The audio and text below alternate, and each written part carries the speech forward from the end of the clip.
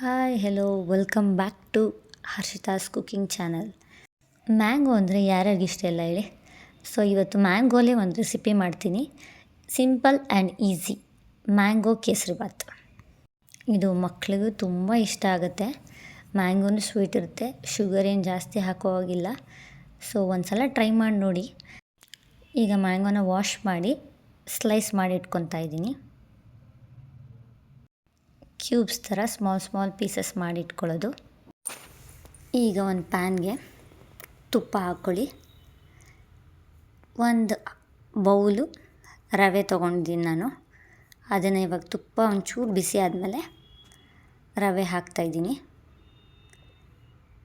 ಇವಾಗ ರವೆ ಒಂಚೂರು ಕೆಂಪಗಾಗೋವರೆಗೆ ತುಪ್ಪದಲ್ಲಿ ಫ್ರೈ ಮಾಡ್ಕೊಳ್ಳಿ. ತುಪ್ಪದಲ್ಲಿ ಫ್ರೈ ಮಾಡಿದ್ರೇ ಕೇಸರಿಬಾತ್ಗೆ ಒಂದು ರುಚಿ, ಆ ಘಮ, ಟೇಸ್ಟು ಎಲ್ಲ ಸಿಗೋದು.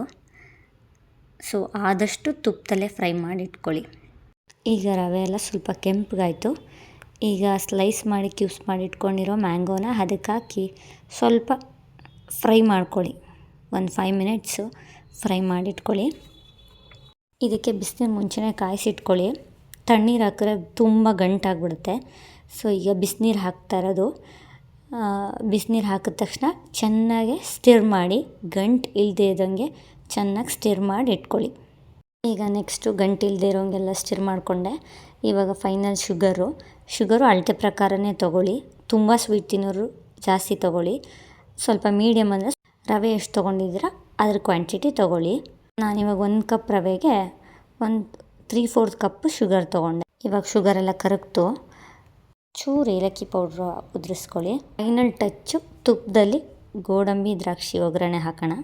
2 ಟೇಬಲ್ ಸ್ಪೂನ್ ತುಪ್ಪ ಹಾಕಿ ಅದಕ್ಕಾದಮೇಲೆ ಗೋಡಂಬಿ ಫಸ್ಟ್ ಫ್ರೈ ಮಾಡಿ ಇಟ್ಕೊಳ್ಳೋಣ. ಗೋಡಂಬಿ ಸ್ವಲ್ಪ ಕೆಂಪಗಾದಮೇಲೆ ಅದನ್ನು ತೆಗೆದಿಟ್ಕೊಂಡು ಈಗ ಅದೇ ತುಪ್ಪಕ್ಕೆ ದ್ರಾಕ್ಷಿ ಹಾಕಿ, ದ್ರಾಕ್ಷಿನೂ ಸ್ವಲ್ಪ ಚೆನ್ನಾಗಿ ಕೆಂಪಗಾದಮೇಲೆ ಇನ್ನೂ ಬೇರೆ ಡ್ರೈ ಫ್ರೂಟ್ಸ್ ಆ್ಯಡ್ ಮಾಡ್ಕೋಬೋದು. ನಾನು 2 ಹಾಕ್ತಾ ಇರೋದು. 2 ಫ್ರೈ ಆಯಿತು. ಇವಾಗ ಅದನ್ನು ಕೇಸರಿಬಾತ್ಗೆ ಹಾಕ್ತಾಯಿದ್ದೀನಿ. ಒಗ್ಗರಣೆ ಹಾಕೋಕ್ಕೂ ಮುಂಚೆ ಕೇಸರಿನೂ ಹಾಕೋಬೋದು, ಇನ್ನೂ ಕಲರ್ಫುಲ್ಲಾಗಿ ಕಾಣಿಸುತ್ತೆ ನೋಡಿ.